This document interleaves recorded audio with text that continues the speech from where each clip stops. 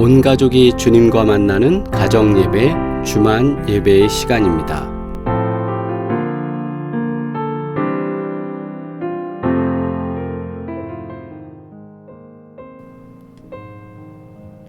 우리 함께 기도드리겠습니다. 하나님, 우리가 인생을 살면서 처음 열매를 감사하며 살기를 원합니다. 인생에 처음 경험하게 된 수익 또 수확, 이 모든 것들 속에서 베풀어 주신 하나님의 은혜를 기억하면서 이 시간 함께 감사의 기도 드리도록 하겠습니다. 기도합니다.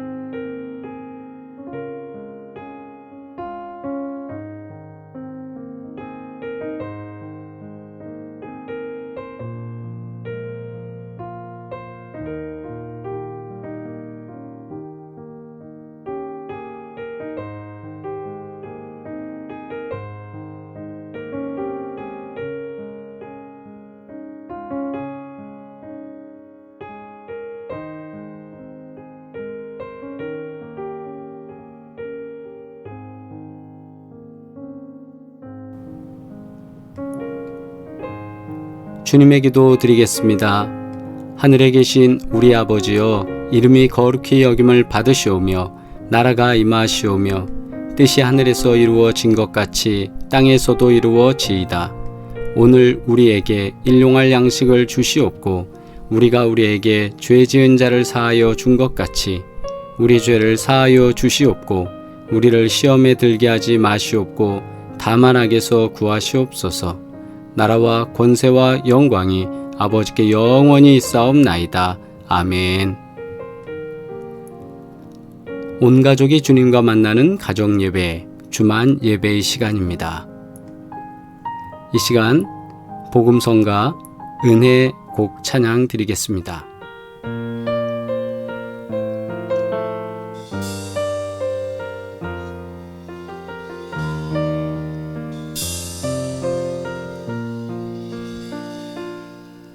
내가 누려왔던 모든 것들이,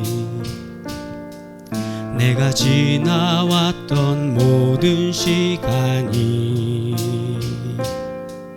내가 걸어왔던 모든 순간이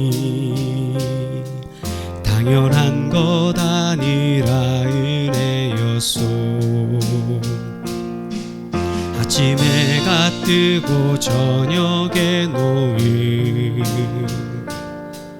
봄의 꽃향기와 가을의 열매, 변하는 계절의 모든 순간이 당연한 것 아니라 은혜였소. 모든 것이 은혜, 은혜, 은혜, 한없는 은혜.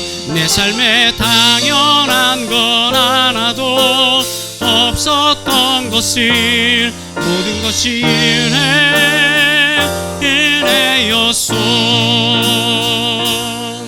내가 이 땅에 태어나 사는 것, 어린아이 시절과 지금까지 숨을 쉬며 살며 꿈을 꾸는 삶, 당연한 것 아니라 은혜였소. 내가 하나님의 자녀로 살며 오늘 찬양하고 예배하는 삶,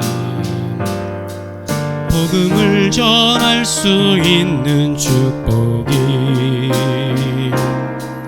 당연한 것 아니라 은혜였소.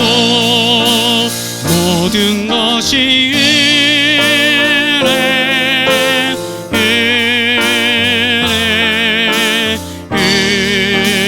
은혜, 한없는 은혜. 내 삶에 당연한 건 하나도 없었던 것을 모든 것이 은혜, 은혜였소. 모든 것이 은혜, 은혜, 은혜, 한없는 은혜. 내 삶에 당연한 건 하나도 없었던 것을 모든 것이 은혜, 은혜였소.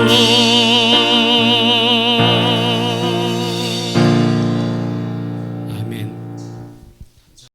하나님의 말씀입니다. 출애굽기 23장 14절로 19절 말씀 함께 합독하겠습니다. 너는 매년 3번 내게 절기를 지킬지니라. 너는 무교병의 절기를 지키라. 내가 내게 명령한 대로 아비벌의 정한 때에 이래 동안 무교병을 먹을지니 이는 그 달에 내가 애굽에서 나왔음이라. 빈손으로 내 앞에 나오지 말지니라. 맥추절을 지키라. 이는 내가 수고하여 밭에 뿌린 것의 첫 열매를 거둠이니라.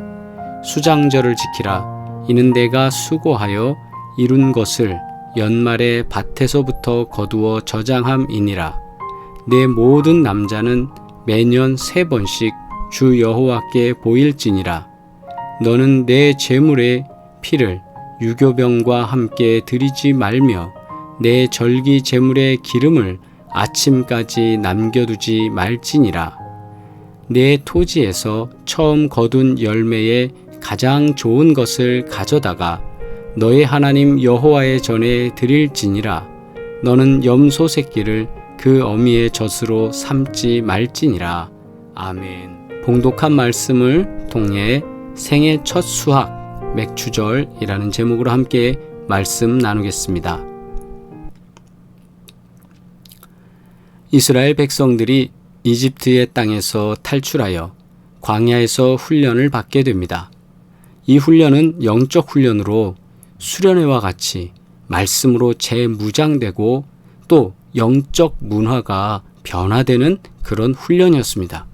자그마치 40년 동안 하나님께서는 이 훈련을 시키셨고 이스라엘 백성들을 그곳에서 하나님의 백성으로 다시 변모할 수 있도록 훈련시키셨습니다.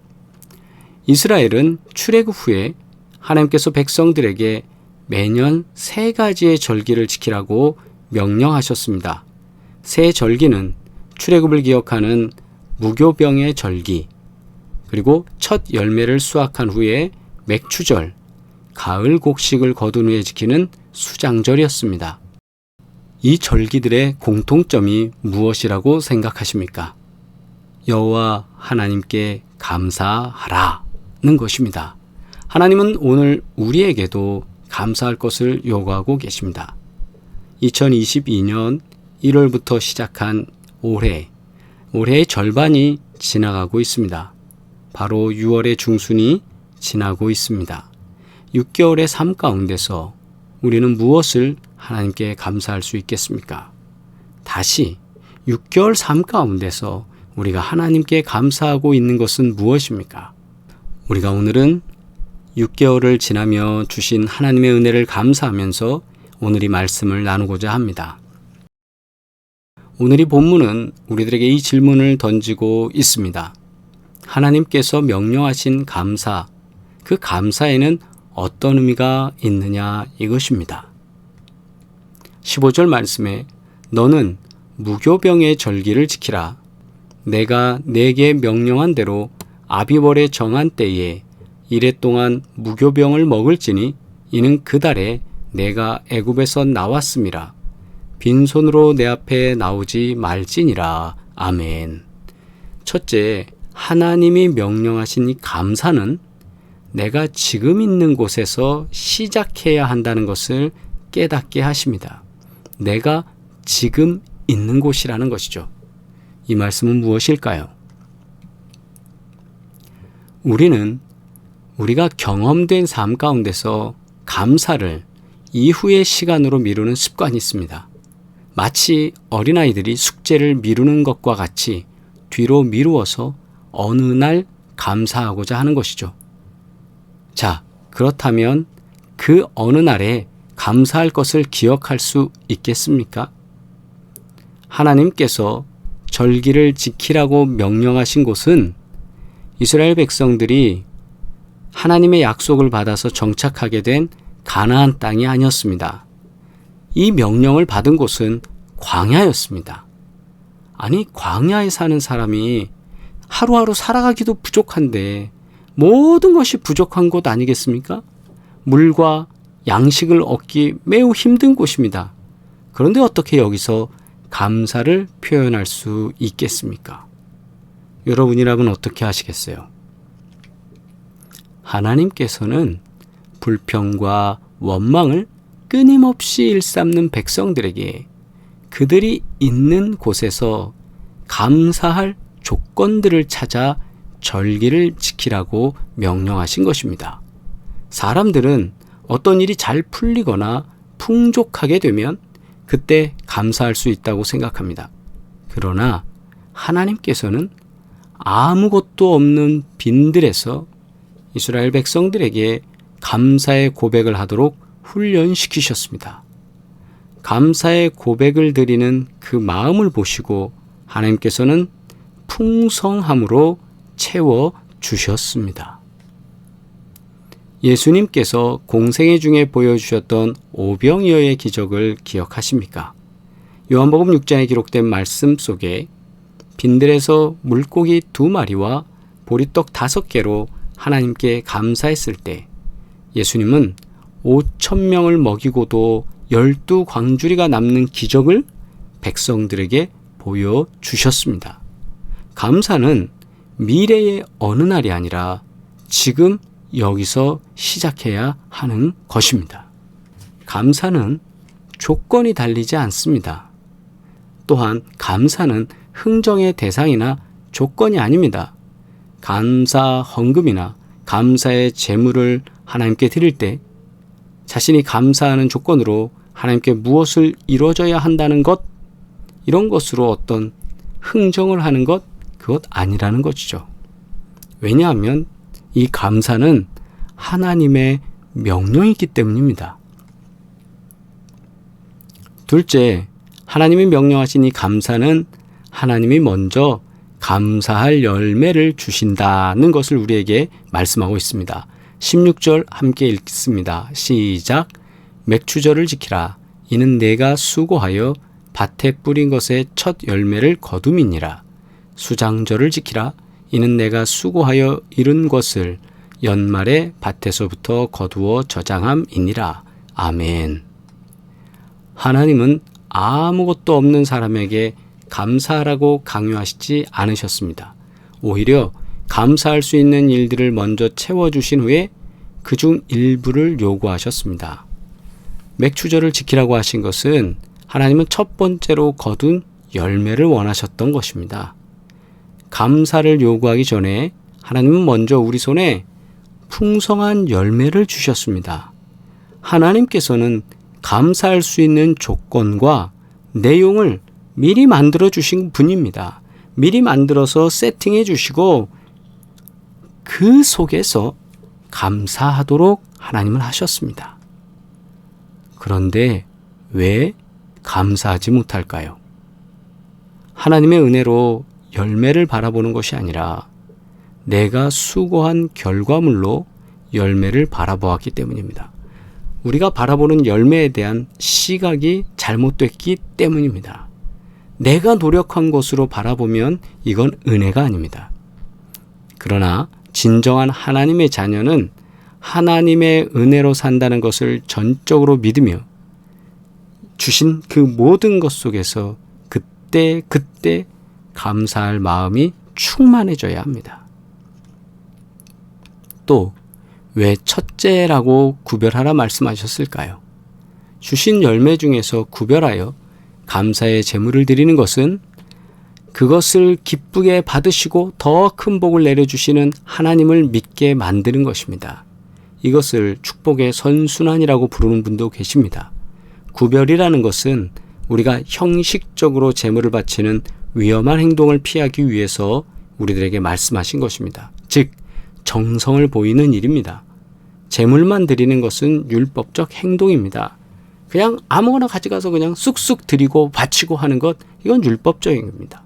그러나 거기서 구별하는 것, 더 좋은 것을 찾고 또 우선순위를 찾고 하나님께서 주신 것의 첫 번째를 드린다? 이것은 우리가 율법적으로 하는 행동이 아니라 우리의 마음을 드리는 행동이라는 것입니다. 헌금을 했는데 뭐가 문제인가요? 라고 말하는 사람이 있겠죠? 마음이 없는 재물을 하나님께서는 원하지 않으십니다. 대충 제단에 올리거나 쓸모없는 것을 올리는 것을 하나님은 원하지 않으십니다.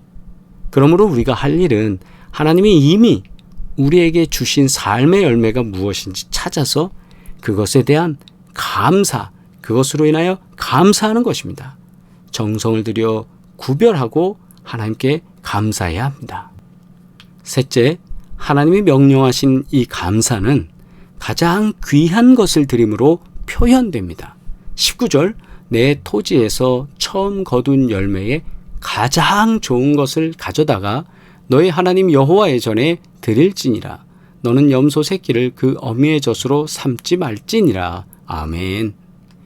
말씀 속에서 맥추절은 첫 번째로 수확한 것으로 감사하는 절기, 우리 알고 있죠? 하나님은 첫 열매 중 가장 좋은 것을 원하셨습니다. 우리도 처음 것에 대한 마음이 굉장히 정성이, 관심이 더 쏟아지고 소중히 여기는 특징을 갖고 있습니다. 이를 잘 알았던 솔로몬은 잠언에서 이렇게 말했습니다. 네 재물과 네 소산물의 처음 익은 열매로 여호와를 공경하고 라고 말입니다. 감사란 내가 가장 소중히 여기는 것을 드리는 것을 말합니다. 첫 번째로 수확한 열매를 드리는 것은 하나님께 대한 최고의 공경과 정성을 다하는 마음의 표현입니다. 처음 열매를 드린다는 것은 하나님이 내 모든 것이기에 가장 귀하게 여기는 것을 기쁨으로 드린다는 뜻입니다. 진정한 감사란 내가 거둔 소중한 첫 열매를 드림으로 하나님께 향한 내 마음을 표현하는 것이며 동시에 내 믿음의 고백입니다. 우리가 하나님께 드릴 성숙한 믿음의 고백은 바로 감사입니다. 맥추절을 지키라는 이 명령은 감사를 고백하는 이들에게 더 좋은 복을 주시기 위한 하나님의 또 다른 계획입니다. 믿음의 사람이란 감사로 복된 미래를 여는 사람입니다. 생애 첫 수확 맥추절. 이렇게 오늘 말씀 제목을 정해보았는데요. 우리가 인생을 살면서 첫 번째 수확한 것, 첫 번째 받은 월급, 또 아르바이트에서 처음으로 경험하게 된 수익, 또 우리가 자녀를 낳았을 때 첫 번째 경험하게 됐던 그 벅차오르는 감정, 여러 가지가 있죠. 내 생애 속에서의 첫 수확, 그것을 하나님께 감사로 드릴 수 있었습니까? 감사하다고 우리가 고백해 보았습니까? 그것이 맥추절의 정신입니다.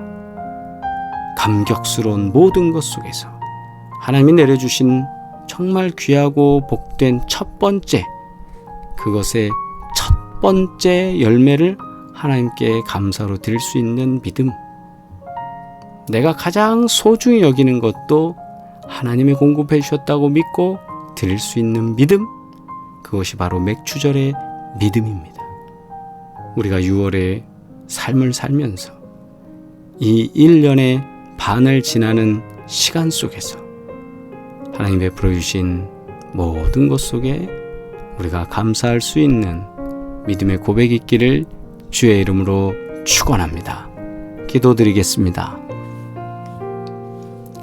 거룩하신 아버지 하나님, 우리들에게 맥추절의 절기를 통하여 믿음의 고백을 할 수 있도록 이스라엘 백성들에게 가르치셨고 또 우리들에게 보여주시니 감사합니다.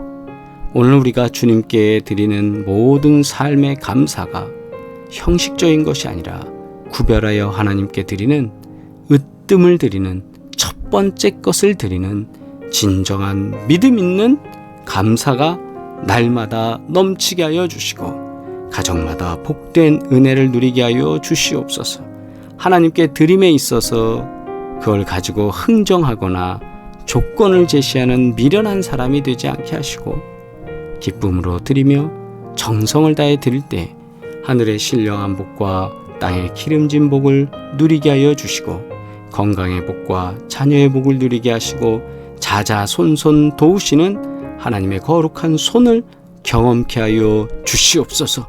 오늘도 가정에 말씀하여 주시고 병든 자가 치유되는 증거를 경험하게 하시며 파킨슨과 또 치명적인 치매와 암과 모든 질환과 질병들 주님께서 하시고 머리끝부터 발끝까지 깨끗하게 치유하시며 회복시키시기를 원하오니 주여 복의 복으로 함께 하시고 인도하여 주시옵소서. 오늘도 예배드리는 모든 가정에 복된 은혜로 함께하여 주시고 주와 동행할 때에 신령한 은혜를 경험하는 믿음의 백성들 되게 하여 주시옵소서.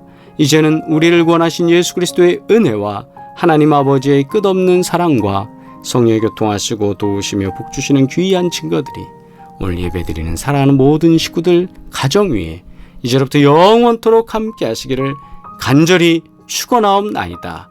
아멘. 할렐루야. 우리 이 시간 채팅으로 인사 나누시겠습니다.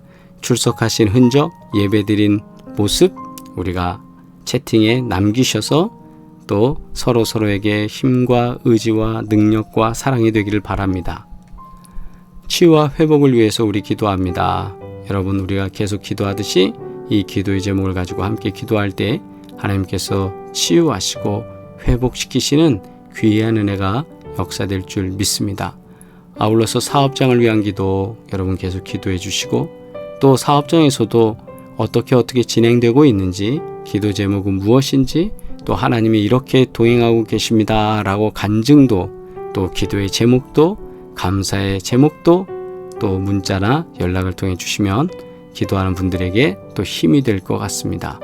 하나님께서 주신 자녀를 위해 기도할 때 다음 세대에 베푸시는 복된 은혜가 역사할 줄 믿습니다. 또한 여러분의 기도와 사랑으로 미국에서의 공부를 잘 마치고 왔습니다. 6분의 3학기를 마쳤습니다. 앞으로도 3학기가 남았는데 하나님께서 동행하시고 함께 하실 줄 믿고 또 우리 교회와 한국교회 그리고 하나님의 영광을 위해서 더 쓰임받을 수 있도록 많은 기도와 지지를 부탁드리겠습니다. 우리 다시 만나는 시간까지 복되시기를 바랍니다. 하나님의 은혜와 평강이 함께 하시길 바랍니다. 사랑합니다.